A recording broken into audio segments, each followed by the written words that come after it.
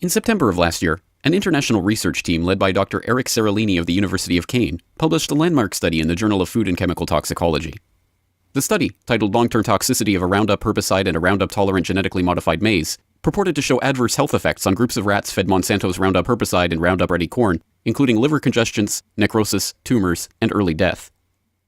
The researchers followed 200 rats over 2 years, divided into 10 groups each of 10 males and 10 females. 3 of the groups were fed Monsanto's patented NK603 GMO corn alone, 3 groups were fed the corn treated with Roundup herbicide, 3 groups were fed Roundup-treated water but no GMO corn, and a control group was fed neither GMO corn nor Roundup herbicide. The team's results indicated that the rats fed the Roundup or the GMO corn, separately or combined, were more likely to experience a range of ill health effects than the non-GMO control group. What these figures show are the large tumours. Each step up represents a large tumour, which can measure 17 millimetres by 17 millimetres. For a rat, these measurements are colossal. It would equate to a tumour of this size if seen on a human being. It is enormous. After having studied these tumours, it can be said that 94% of them take effect in the mammary glands, which would equate to breast cancer in a woman. We are faced with renal tumours for the males, but not only, some males also suffer from mammary tumours. This points towards a hormonal effect that isn't affected by the dosage. Tellingly, the adverse health effects did not start to appear until the 4th month of the study, while a previous industry-sponsored feeding trial on the same corn variety only lasted 3 months. That study did find signs of toxicity as well, but those results were dismissed as not biologically meaningful. The Seralini paper and its results, deemed surprising because it goes against all of the industry-sponsored research showing the supposed safety of GMOs, caused an immediate stir in the scientific community and online. Up until now, one could have thought that the main cause of death for the tested rats was coming from the pesticide added to the corn. But what the study highlighted, and this for the first time ever, is the fact that the transgenesis itself could have killed the rats. What this means is that just by interfering with the genome of the plant in order to modify it, we are faced with repercussions that no one could have anticipated. This is enough to make us reconsider all the scientific precepts that led to the creation of GMOs. But it was not long at all before the biotech industry PR machine went into damage control mode and began smearing the study. The European Food Safety Authority found numerous problems with the French study, from not enough control rats to substandard analytical methods. At the University of California at Davis, toxicologist Alison van Eenenem questioned the researchers' motives. I think it was a cynical ploy to exploit the scientific process to really create fear in the minds of consumers. The desperation became apparent when the European Food Safety Authority was tasked with examining the study that threatened to expose the shoddy approval process that the EFSA itself had used to conclude in 2009 that the NK603 maize was as safe as conventional maize. As researcher and author of Seeds of Destruction, William Engdahl, points out in a new op-ed, EFSA argued that Seralini had used the wrong kind of rats, not enough rats, and that the statistical analysis was inadequate. By these standards, all toxicity studies on glyphosate and GMOs should be retracted, because they used the same type and approximate number of rats as those in the Seralini study. Amazingly, despite this concerted PR campaign to smear the Seralini study, 7 expert witnesses were unable to rebut the study in a Filipino courtroom. In October, a Filipino court of appeals upheld a decision to ban Bt eggplant from the country, despite the efforts of 7 industry witnesses attempting to rebut the substance of Seralini's findings.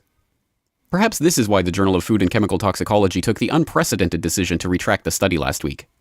Unprecedented because it goes against the journal's own express principles and guidelines for such retractions.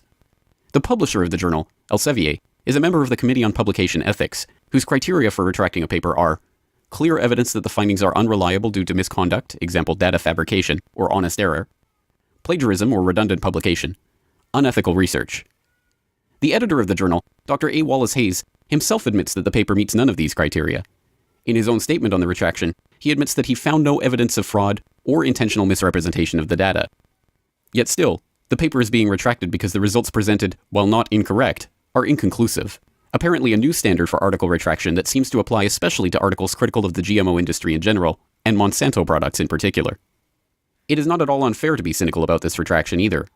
On a radio program late last month, Dr. E. Ann Clark pointed out a surprising connection between the journal and Monsanto that might account not only for the retraction of the Seralini paper, but also the recent retraction of a similar study from Brazil that demonstrated the toxic effects on mice of the Bacillus thuringiensis insecticide that forms the basis of the Bt GMO crops. Then early in 2013, after the 2 papers had been accepted and published, a wholly new position called a deputy editor in biotechnology was created at this journal, and it was filled by an allergy specialist, Richard Goodman by name. And as it happened, this specialist had worked for Monsanto in regulatory sciences from 1997 until July of 2004. Then within months of his arrival at this journal, the two papers, which identified possible concerns with GM corn, were retracted, and most recently the one from Seralini. That a former Monsanto scientist should find himself in charge of a specially created post at the very journal that published 2 landmark studies questioning the safety of that company's products should surprise no one who is aware of the Monsanto revolving door. This door is responsible for literally dozens of Monsanto officials, lobbyists, and consultants finding themselves in positions of authority in the government bodies that are supposedly there to regulate the company and its actions. This list of officials includes Linda Fisher, a senior EPA official who later became Monsanto's VP of Government and Public Affairs, Michael Taylor, Obama's deputy FDA commissioner who also served as Monsanto's VP for Public Policy, and U.S. Supreme Court Justice Clarence Thomas, who served as a corporate lawyer for Monsanto in the 1970s.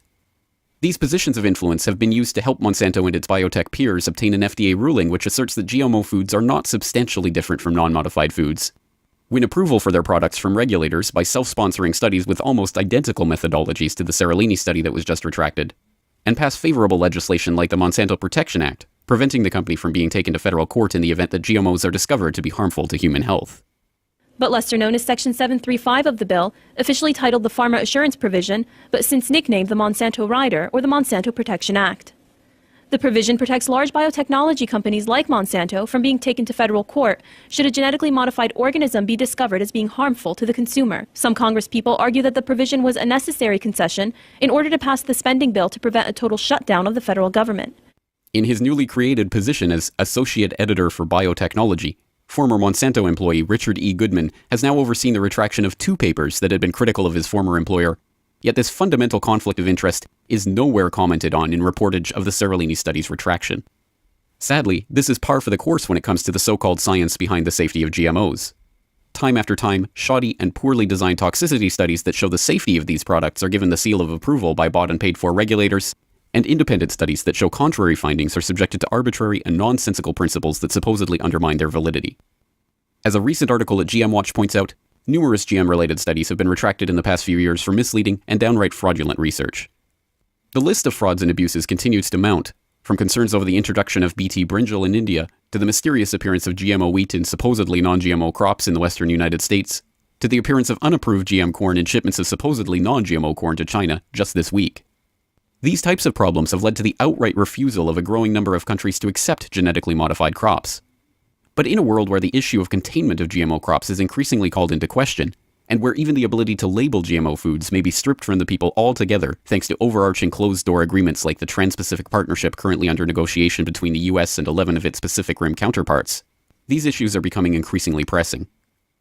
And if critical science, like that conducted by Seralini's team, can be so easily sidelined, dismissed, and retracted, what does that say about the system that is currently in place to ensure the validity and accuracy of food toxicity studies?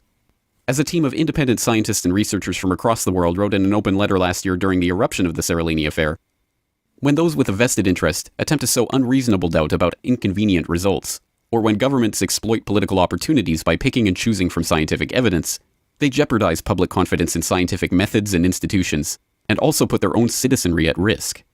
Safety testing, science-based regulation, and the scientific process itself depend crucially on a widespread trust in a body of scientists devoted to the public interest and professional integrity.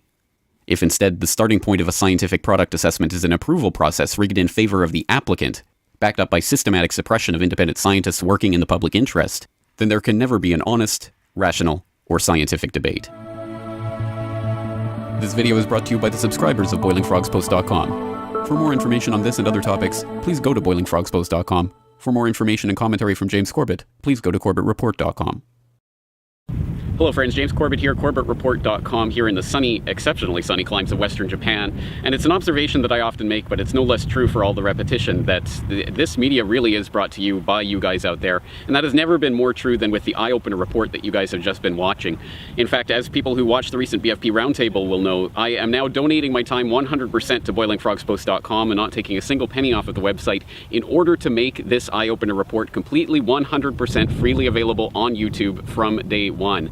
And this is something that I'm doing because I truly believe in open source journalism and the power of the online citizen journalism movement to affect real change in our society.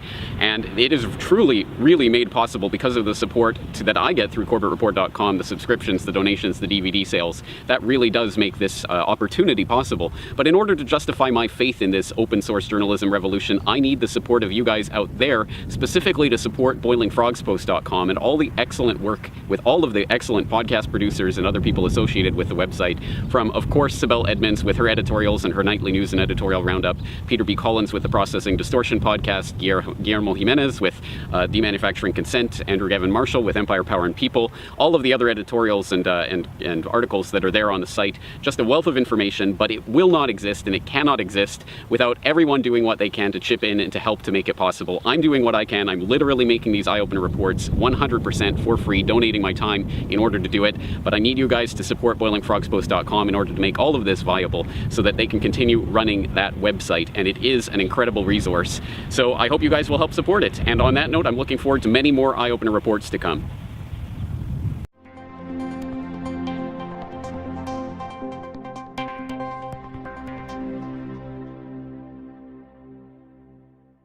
In September of last year, an international research team led by Dr. Eric Seralini of the University of Caen published a landmark study in the Journal of Food and Chemical Toxicology. The study, titled Long-Term Toxicity of a Roundup Herbicide and a Roundup-Tolerant Genetically Modified Maize, purported to show adverse health effects on groups of rats fed Monsanto's Roundup herbicide and Roundup-ready corn, including liver congestions, necrosis, tumors, and early death. The researchers followed 200 rats over 2 years, divided into 10 groups each of 10 males and 10 females. 3 of the groups were fed Monsanto's patented NK603 GMO corn alone, 3 groups were fed the corn treated with Roundup herbicide, 3 groups were fed Roundup treated water but no GMO corn, and a control group was fed neither GMO corn nor Roundup herbicide. The team's results indicated that the rats fed the Roundup or the GMO corn, separately or combined, were more likely to experience a range of ill health effects than the non-GMO control group. What these figures show are the large tumours. Each step up represents a large tumour, which can measure 17 millimetres by 17 millimetres. For a rat, these measurements are colossal. It would equate to a tumour of this size if seen on a human being. It is enormous. After having studied these tumours, it can be said that 94% of them take effect in the mammary glands, which would equate to breast cancer in a woman. We are faced with renal tumours for the males, but not only, some males also suffer from mammary tumours. This points towards a hormonal effect that isn't affected by the dosage.